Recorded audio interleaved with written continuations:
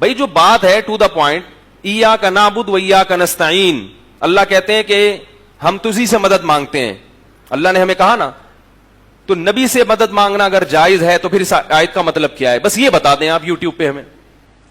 یاد رکھو اگر اللہ کے سوا کسی سے اسباب سے ہٹ کے مدد مانگی، اپنی جانوں پہ رحم کھاؤ، ترس کھاؤ، پھر قواریت میں مت کرو. دیوبندی بریلوی ایسے ایسے وہ آنے لگتے ہیں میرے خلاف نا کمنٹس کے، وہابی ہے اور یہ فلانے فرقے کا ہے، یہ اپنے فرقواریت پھیلا رہا ہے.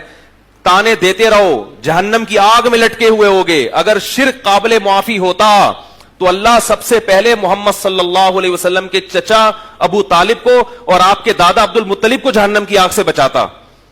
ابراہیم علیہ السلام کے والد کو اللہ جہنم کی آگ سے بچاتا. شرک قابل معافی بولو بھائی نہیں ہے. آپ یوٹیوب پہ میرے خلاف کمنٹ سینکڑوں کر دیں، خدا کی قسم قیامت میں رو رہے ہوگے کہ مولوی صحیح کہہ رہا تھا، کاش ہم اس کی بات پر عمل کر لیتے. اور یہ میری بات نہیں ہے، میں کون ہوتا ہوں، یہ اللہ رسول کی بات ہے. جن کو پہلے آسمانی کتاب دی گئی ان سے ہم نے کچھ ایگریمنٹ کیے تھے، مگر وہ اس ایگریمنٹ میں پورے نہیں اترے. وہ ایگریمنٹ میں پڑھ کے سنا دیتا ہوں آپ کو، اس سے ہمیں اندازہ ہوگا کہ ہم اس ایگریمنٹ پہ پورے اتر رہے کہ نہیں اتر رہے. وَإِذْ أَخَذْنَا مِيثَاقَ بَنِي إِسْرَائِيلَ لَا تَعْبُدُونَ إِلَّا اللَّهَ وَبِالْوَالِدَيْنِ إِحْسَانًا وَذِي الْقُرْبَى وَالْيَتَامَى وَالْمَسَاكِينِ وَقُولُوا لِلنَّاسِ حُسْنًا وَأَقِيمُوا الصَّلَاةَ وَآتُوا الزَّكَاةَ.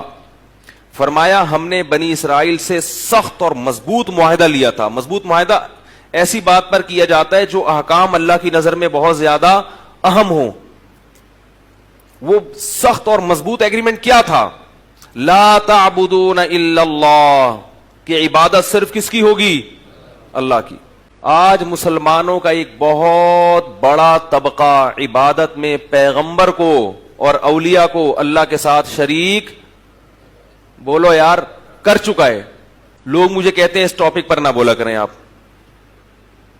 کہ بھئی نبی کی بھی عبادت ہو رہی ہے، نبی سے بھی دعائیں مانگی جا رہی ہیں، نبی کو بھی حاجت روا مشکل کشا سمجھا جا رہا ہے. اس ٹاپک پر بات کرنے سے فرقواریت پھیلتی ہے. میں ان سے ایک بات کہتا ہوں کہ اگر ہم توحید ہی بیان کرنا چھوڑ دیں جو اسلام کی بنیاد ہے، تو ممبر پہ بیٹھنے کا ڈاکٹر ذاکر نائک صاحب اللہ ان کی عمر میں برکت دے، میں نے ان سے ایک سوال کیا تھا کہ یو کے میں یا بعض دیگر ممالک میں آپ پر پابندی کیوں لگی؟ انہوں نے کہا کہ میں نے اپنی اسپیچ میں یہ کہہ دیا کہ عیسیٰ علیہ السلام اللہ کے بیٹے نہیں ہیں. تو کیس میرے خلاف جو بنا وہ یہ کہ عیسائیوں کے جذبات مجروح ہو رہے ہیں. اس سے کیا ہو رہا ہے؟ بولتے یار آپ، عیسائیوں کے جذبات مجروح ہو رہے ہیں.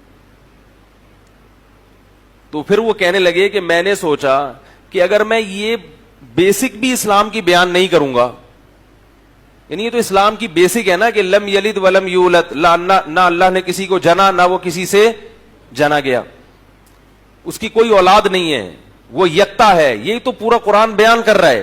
اگر میں یہ مسئلہ بھی قرآن کا بیان نہیں کر سکتا تو پابندی ہٹنے کا فائدہ کیا؟ یعنی پھر میں کیا آگے بیان کروں گا؟ بھائی جب بھی آپ حق بات کریں گے تو ظاہر ہے کسی نہ کسی کو تو اس سے کچھ نہ کچھ تو تکلیف ہوگی نا کسی نہ کسی کو.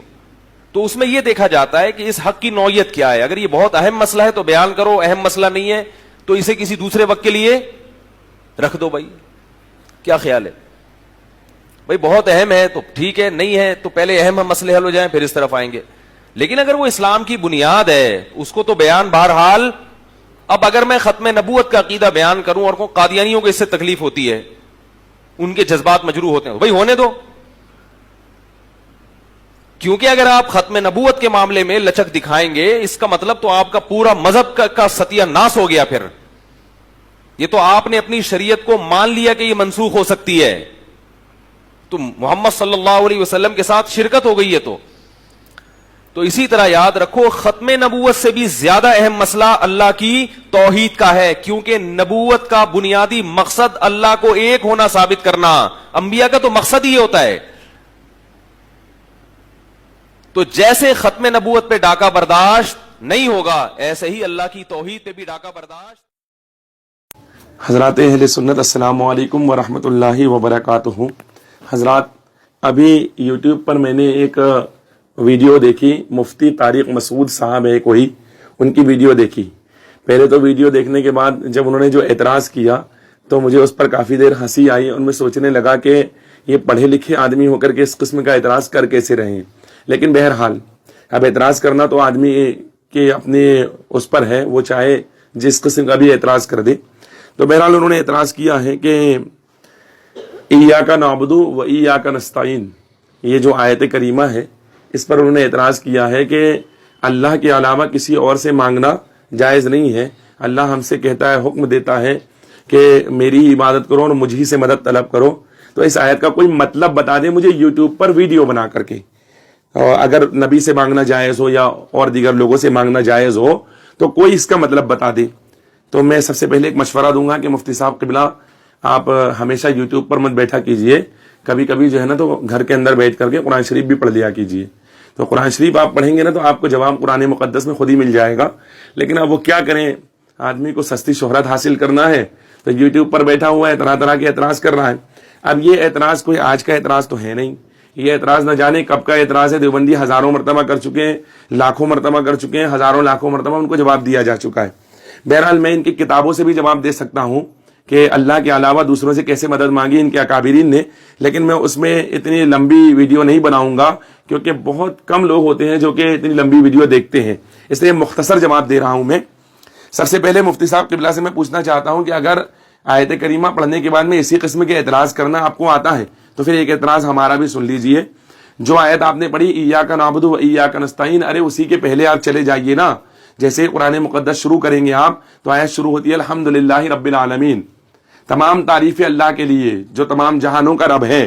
तो सवाल ये पैदा होता है कि तमाम तारीफ़ें अल्लाह के लिए है, अब इस आयत का मतलब मुफ्ती साहब बता दें, इल्ज़ामी जवाब है मेरा कि इस आयत का मतलब बता दें। मुफ्ती साहब तारीफ़ नहीं करते हैं घर पर, अपने बच्चों की, बीवी की तारीफ़ नहीं करते हैं, घर वालों की तारीफ़ नहीं करते हैं, अपने मौलवियों की तारीफ़ नहीं करते हैं, अपने अकाबिरीन की तारीफ़ नहीं करते हैं, लेकिन अल्लाह तो फरमा रहा है तमाम तारीफ़ें अल्लाह के लिए है।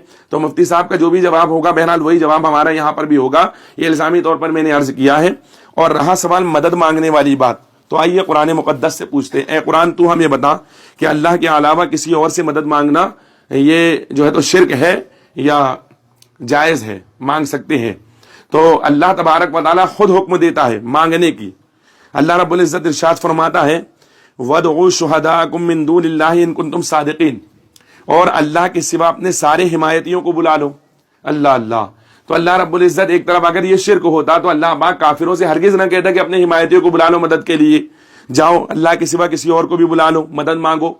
बहरहाल आगे बढ़े, अल्लाह पाक हजरत ईसा अलैहिस्सलाम से कहता है क़ाला मन अंसारी इलल्लाह क़ालल हवारियूना नहनु अंसारुल्लाह, यानी हजरत ईसा अलैहिस्सलाम का कौल नकल करता है अल्लाह तबारक व तआला कि ईसा अलैहिस्सलाम ने क्या कहा, क़ाला मन अंसारी इलल्लाह क़ालल हवारियूना नहनु अंसारुल्लाह, कहा मसीह ने कौन है जो मदद करे मेरी तरफ अल्लाह के दीन में, कहा हवारियों ने हम मदद करेंगे अल्लाह के दीन की। अल्लाहु अकबर। जब अल्लाह के अलावा किसी और से मदद मांगना शिर्क है मुफ्ती साहब क़िबला, तो मुझे बताएं ईसा अलैहिस्सलाम आपकी नजर में क्या हुए?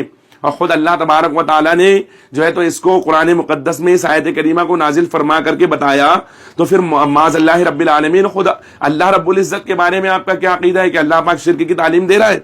और आगे बढ़े, तआवनु अलल बिर्रि वत तक़वा वला तआवनु अलल इस्मि वल उद्वान, मदद करो एक दूसरे